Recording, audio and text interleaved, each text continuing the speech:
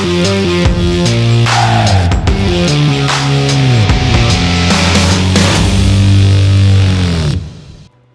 to make your Warhammer battlefields pop with realistic, grimy Minaturum Armoured Containers? You don't need an airbrush or hours of work. Today I'll show you a quick and effective way to paint these containers, barrels and ammo crates, using stippling techniques, oil washes and simple metallic detailing for the battle-worn industrial look.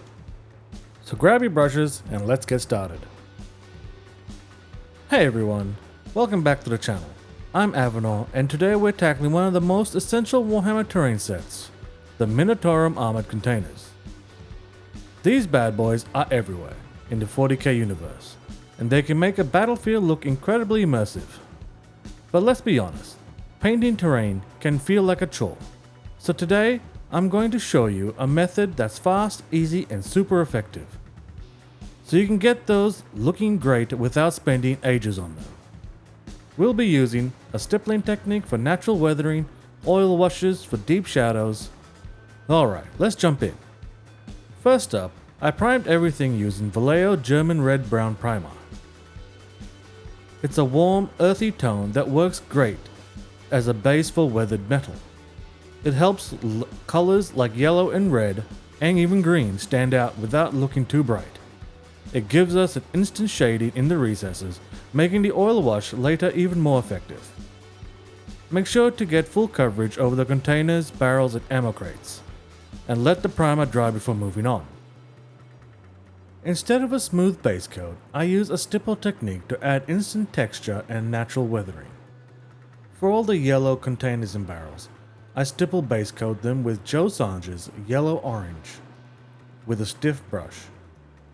Using a highlight, again stippling with Joe Sange's Yellow Light on the raised areas. For the red barrels and ammo crates, I base coat stippled with Joe Sange's Purple Matter and highlighted with Joe Sange's Naphtha Red.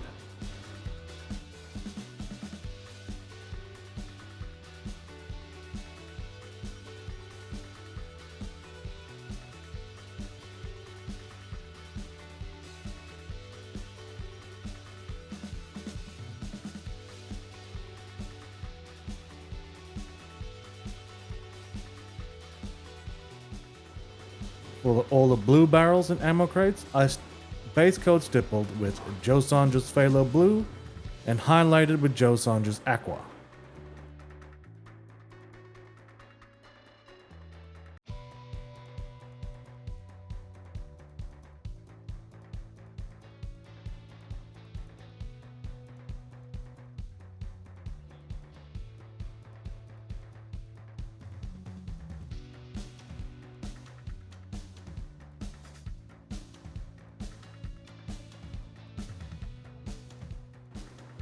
And for all the green barrels, I base coated them with Joe Sange's Olive Green and highlighted it with Moss Green.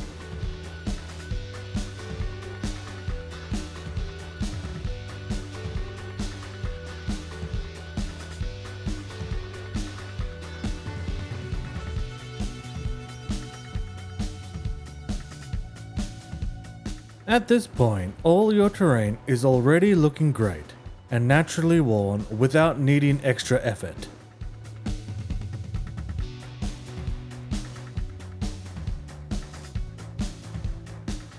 For all the metallic trim on the containers, I use Army Painter's Speed Paint Broadsword Silver because it's fast, easy, and gives an automatic shading. Detail brush or a dry brush to apply broadsword silver over the metallic trim, depending on the size. The speed paint flows into the recesses, giving instant depth without needing extra washes. Extra highlights you can lightly dry brush with a brighter silver afterwards. And looks fantastic, especially for large terrain pieces where you don't want to spend hours on fine metallic details. For the flooring and plating, I use Vallejo Metal Color Dark Aluminium. And honestly, the only reason I chose it was that I had a small amount left in the bottle and wanted to use it up. I applied it with a flat brush over all the metal floor sections, making sure to get an even coverage before moving on to the wash step.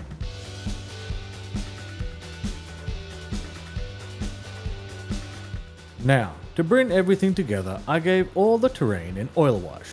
I used Winsor & Newton's burnt umber oil paint thinned with white spirits.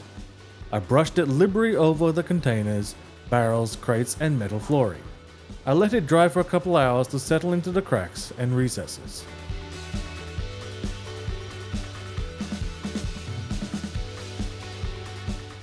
Once the oil wash was dry, I cleaned up the surfaces using a makeup sponge. Wipe away the excess from flat surfaces, leaving it only in the recesses to create an instant contrast and makes the details pop.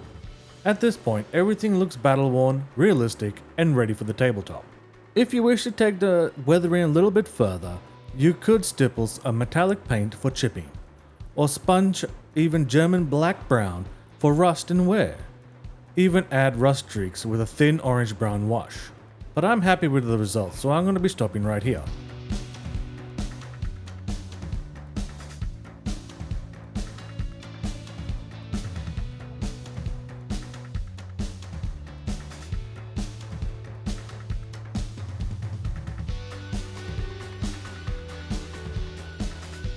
And there you have it. With a bit of stippling, speed paint, and oil wash, and a bit of metallic touch-ups, you've got a realistic battle-worn Minaturum containers that are ready for the tabletop. This method is fast, effective, and beginner friendly. So whether you're painting terrain for a quick game or settling up for a full-scale battlefield, you can get great results with minimal effort. If you found this helpful, hit that like button, subscribe, and drop a comment. What's your favorite terrain painting shortcut? Thanks for watching, and until next time, happy wargaming.